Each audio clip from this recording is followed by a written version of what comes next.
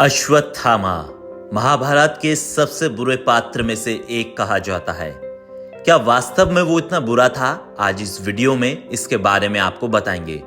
हम अश्वत्थामा के चरित्र की गहराई में जाएंगे। हम उसकी अच्छाइयों और बुराइयों पर प्रकाश डालेंगे ताकि अंत में आप खुद तय कर सके क्या सच में अश्वत्थामा इतना बुरा था जितना उसको बताया जाता है।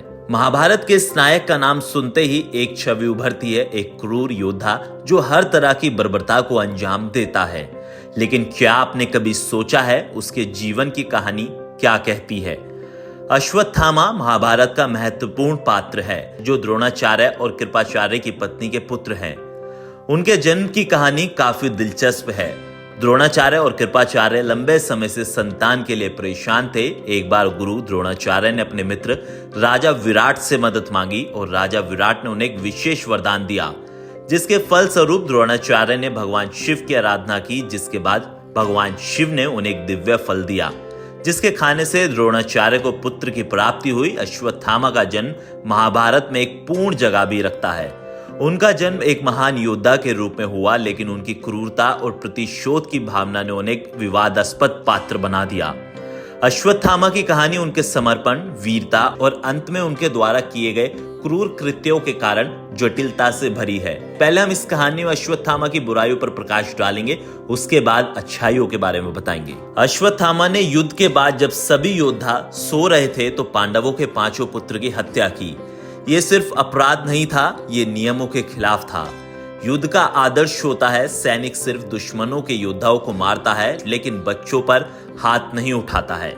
इस महाभारत के उस युद्ध में इसके बाद ये साफ हो गया था अश्वत्थामा के मन में सिर्फ और सिर्फ बदले की भावना थी।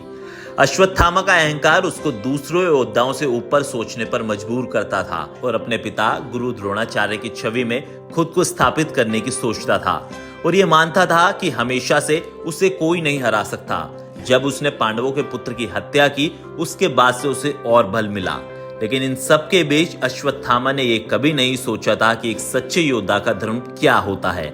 क्योंकि महाभारत के युद्ध के दौरान जब वो अपने पिता की मृत्यु को लेकर गुस्से में था, क्योंकि उसकी आंखों के सामने सिर्फ और सिर्फ अपने पिता की मृत्यु का बदला दिखाई दे रहा था और वो इस बात को भूल गया था कि इस महाभारत के युद्ध में कई लोग ऐसे थे जिन्होंने अपनों को खोया था। उसकी इसी क्रूरता ने उसे एक ऐसे योद्धा में बदल दिया जो केवल सिर्फ और सिर्फ व्यक्तिगत शोक का शिकार था, जिसने समाज और मानवता की भावना को दरकिनार कर दिया। जब वो युद्ध के मैदान में उतरता था तो वो सिर्फ और सिर्फ अपने दुश्मनों के प्रति कोई दया नहीं दिखाता था। उसकी दृष्टि सिर्फ एक होती थी, विजय प्राप्त करना, चाहे वो किसी भी कीमत पर हो। क्योंकि अश्वत्थामा ने क्रोध में आकर जब अपने ब्रह्मास्त्र का प्रयोग किया तो उसने उस समय दिखाया कि प्रतिशोध की भावना क्या होती है।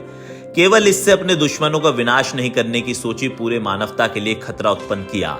ब्रह्मास्त्र एक ऐसा यंत्र है जिसका प्रयोग सिर्फ और सिर्फ अंतिम उपाय के रूप में किया जाता है, लेकिन उसने बिना कुछ सोचे समझे इसका इस्तेमाल किया और ये था अश्वत्थामा की बुराई के बारे में। लेकिन क्या इन सभी बातों के बीच से हम उसे बुरा बोल सकते हैं? लेकिन उससे बुरा बोलने से पहले अब अश्वत्थामा की अच्छाइयों के बारे में भी जान लेते हैं। अश्वत्थामा अपने पिता गुरु द्रोणाचार्य के प्रति गहरी वफादारी रखता था। उसने अपने पिता की इच्छा को सम्मान किया, अपने धर्म को निभाने में कभी पीछे नहीं हटा। युद्ध के दौरान जब गुरु द्रोणाचार्य ने अपने शिष्यों से पांडवों के खिलाफ लड़ने का संदेश दिया तो उसने बिना किसी सवाल के उसका पालन किया और उसके बाद उसने दिखाया कि गुरु की आज्ञा का पालन कैसे किया जाता है। उसकी शूरवीरता और कौशल उसे महाभारत के इस युद्ध में सबसे कौशल बनाती है। उसकी सोच ने उसे कई महत्वपूर्ण लड़ाइयों में विजय दिलाई। उसने अपनी बहादुरी से सबका दिल जीता और यही उसकी ताकत और बुद्धिमत्ता का परिचय भी देती थी। अश्वत्थामा सिर्फ और सिर्फ एक योद्धा नहीं था, एक कुशल रणनीतिकार भी था और उसने युद्ध के दौरान कई ऐसी योजनाएं बनाई थी जिसे लोग आज भी महाभारत के युद्ध के दौरान याद रखते हैं। आपको इस वीडियो में अश्वत्थामा की कौन सी चीज अच्छी लगी और कौन सी बुरी, कमेंट में मुझे बताइए।